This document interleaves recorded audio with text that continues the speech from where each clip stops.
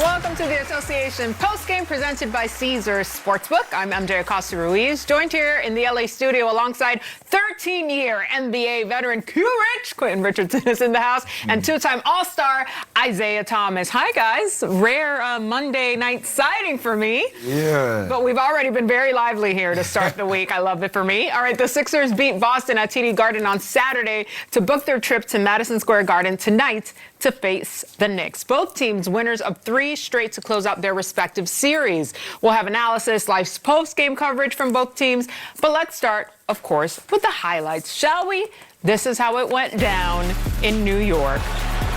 Half the celebrities in New York were at the Knicks game, the other half at the Met. This wasn't even chippy enough for me to revisit when Cat and Joel was fighting back in the day. We can't even talk about that. It wasn't even close enough. The Knicks win 137-98, the final. 35 points for Jalen Brunson. Look at that. In this outing. Come on home, JB. Oh, I see what you're talking about now. We Soon come. Soon come. Francisco Lindor, by the way. Oh. Just chilling.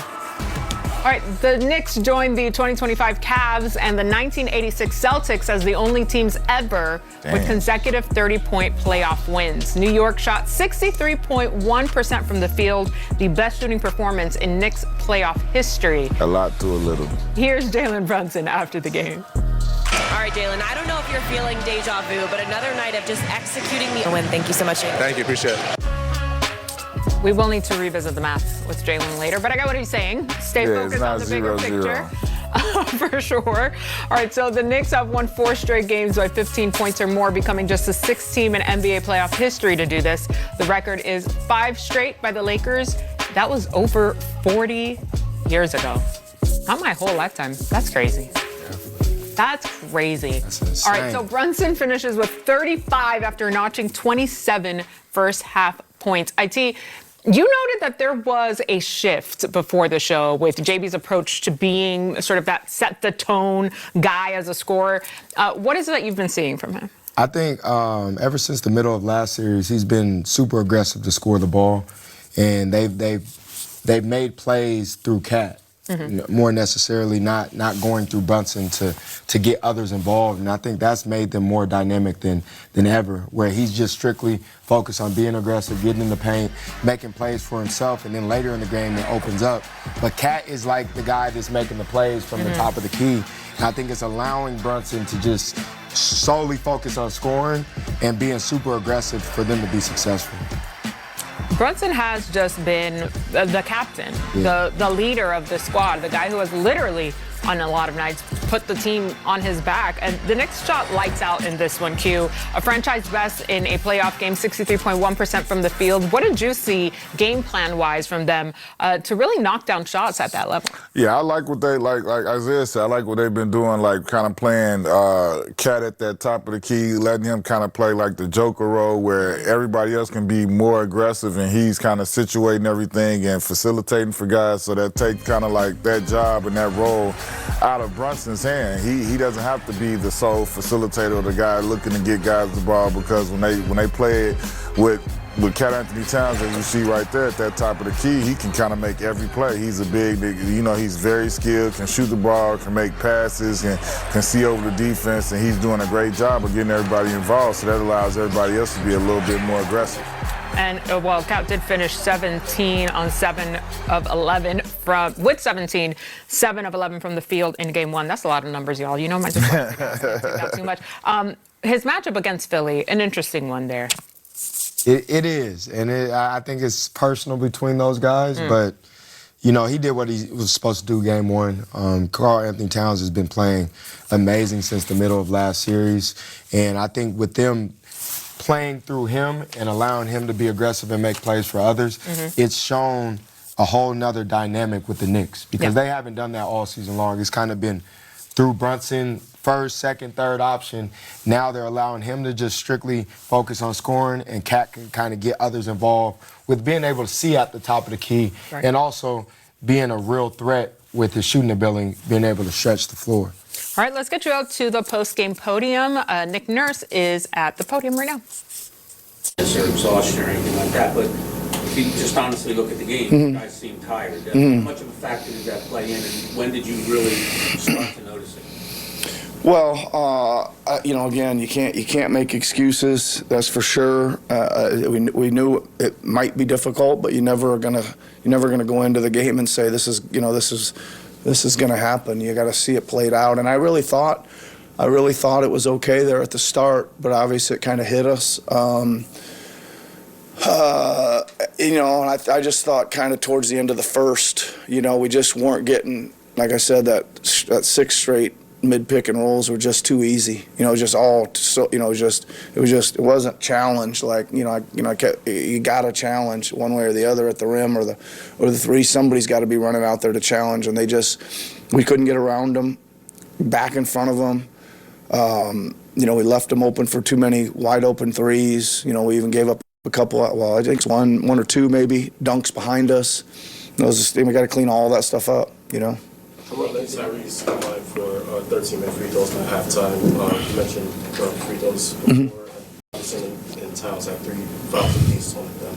Do you feel like that could have been used as an advantage? Yeah, I mean it was super physical. I think they played really physical. I don't think we did get to the line some, but I thought in that same kind of run, I think we had 3 turnovers, and they were just kind of on ball.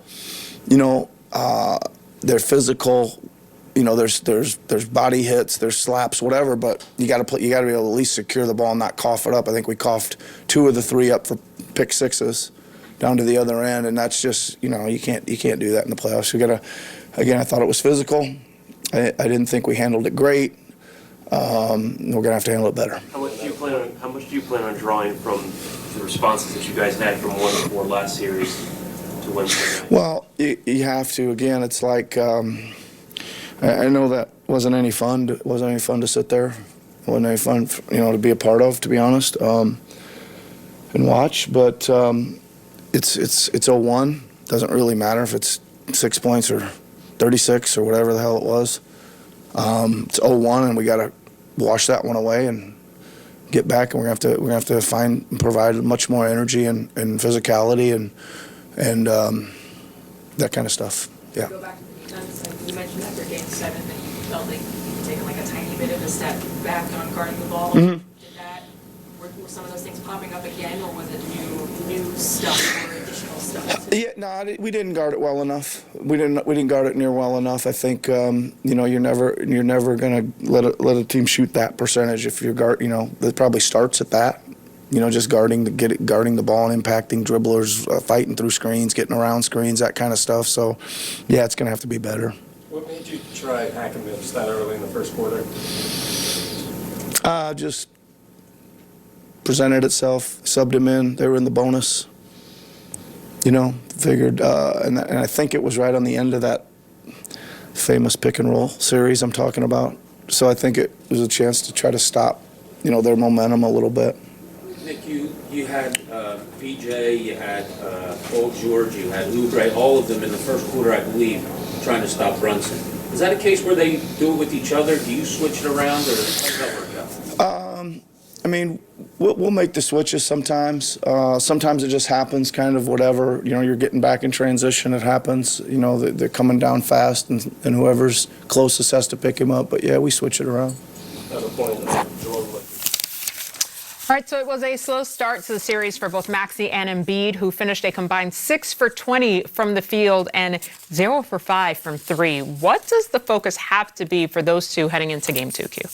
It's got to be more, a lot more. I expected Joel Embiid to be the X factor and the most unguardable player in this series, and for him to not be featured the way that he was not featured today was a huge surprise to me. I expected if his knee and his health was good that no one can guard him in the NBA and no one can guard him individually if he gets down there on that low block, and he wasn't featured in that way today. That was a surprise to me. Coach Nurse said it was physical for sure, and we didn't handle it great. I feel like that was a bit of an understatement there. And he wasn't trying to make excuses when asked about being tired. It's like, this is what it is. This is playoff basketball, and we just have to get better. But it does play a role for sure, so we can't discount that as well for this Philly squad that's been playing on all cylinders throughout the postseason so far. So if you're Philly right now, IT, what is the priority as you focus on Wednesday's game 2? Get rest. Please. Yeah, go to bed. Get as much rest as they can and recover. Like Coach said, there's no excuses, but it's real. Like they went through a 7-game series, which was physical. It was a tough game 7 as well. So you expect